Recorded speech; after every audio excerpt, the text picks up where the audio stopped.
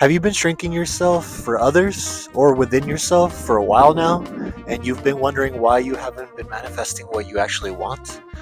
Well, most of it stems from your belief system about yourself. And today we're going to talk about just that. And we're going to talk about how we can calm our minds and get into that zone of belief in ourselves, because that's where it all really stems out of. And I'm not talking about the egotistical way of like, oh, I'm the shit and I want everybody to know that I'm shit. Nah, like, you can feel like you're the shit, and people are going to feel that from you without you actually even saying it. And I can think of so many different experiences that I've had where I felt that, and one of them just happened this past weekend. Basically, I went to New York to go perform a concert, and before the concert, we met up with this photographer that found us online. He actually had met my friend Coffee before, and we went. He took us to the top of the Empire State Building. He has like a VIP card where we could just skip the line, red carpet style and everything, and we were there and we were skipping the line. People were staring at us like, "Whoa, who are these guys?" kind of thing, right? And our friend Sam, right? He's our friend now, like the photographer. He knows who we are. He knows what we do. He believes that we're the shit without us actually even saying it.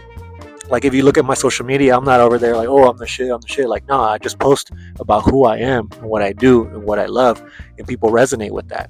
And not only with just me, but with the music too. I can put up a screenshot here of a comment that I got after our show on Sunday, because our show was amazing. It was packed, and we made a lot of good friends and a lot of new fans. And we haven't even been to New York in 10 years, honestly.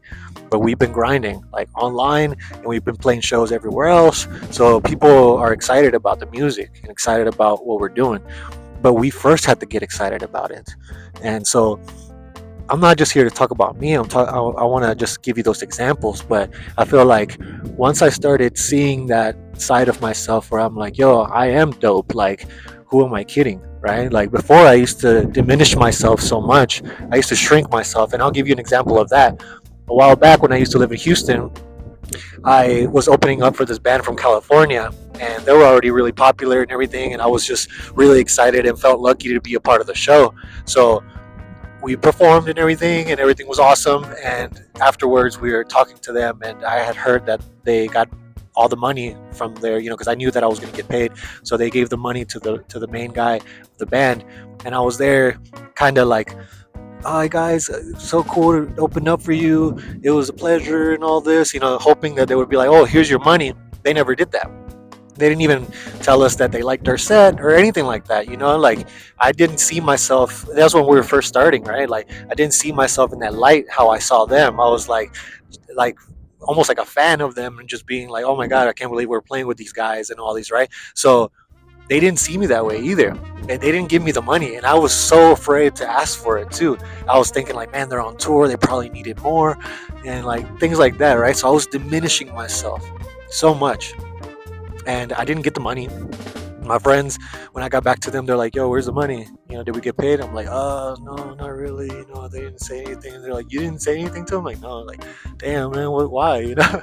And I felt like, I was like, man, I feel like they needed it more. And I was diminishing myself, my worth, right? And that was one of the experiences that kind of opened my eyes, and I was just like, dude, why do I do that, right?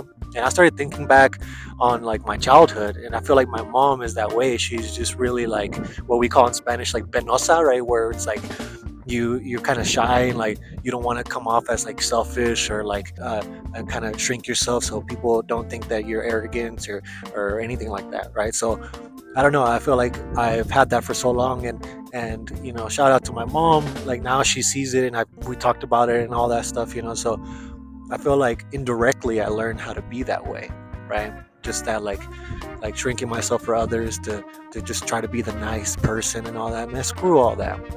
If you've been dealing with something like that within yourself, where you need to like make yourself feel better and believe in yourself, then now is the time. One of the ways that I like to do that is by kind of just quieting my mind, right? Like, it doesn't have to be meditation or anything spiritual or anything like that. It could just be like, put everything away, all distractions, quiet my mind, and start breathing. Once I start breathing, I start thinking about all the things that I'm thankful for, and I got lots to be thankful for. Like, now I consciously know that I'm creating my reality. And now I'm like more driven and more focused and more with that belief system, that strong belief system. So that's one of the ways that I do it. I quiet my mind. I start thinking about all the things that I'm thankful for, like all the experiences that I've had before. Then I start making myself feel like I am already where I'm at, or where I'm supposed to be at, really, like my true self. And a lot of times people don't know how to feel something they never felt before. But that's the thing, we have to trick our brains. We have to trick our minds to be able to see something that we haven't experienced before. And that's the trick, that's the key right there. So just be mindful of all the things that you do to put yourself down or to uplift yourself, right? We can either uplift ourselves or we can put ourselves down, and we have that choice every day. So which one are you doing today? If you want to experience something huge, you can do it. You just have to believe it. Our brains are going to trick us and stop us and be like, nah, you can't do that, man. That's too big. That's too outlandish.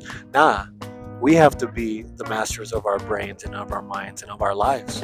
That's it. There's no other way, no excuses. Nobody else is going to do it for us, right? So we are constantly stopping ourselves from experiencing amazing things. So we're our worst enemy, and we got to stop being our worst enemy. So right now, I'm telling you, do the work, practice it. It takes practice, just like anything else. Skateboarding, soccer, music, studying to be a doctor, whatever. It takes practice, right? Like even athletes who are already up at the top, they don't stop training. They're always training. They're being the best of the best because they know that that's who they are. So be that person that you want to be, and just keep practicing being the best version of yourself. And that's it. I hope everybody's doing well. And we're going to keep this YouTube vibe up.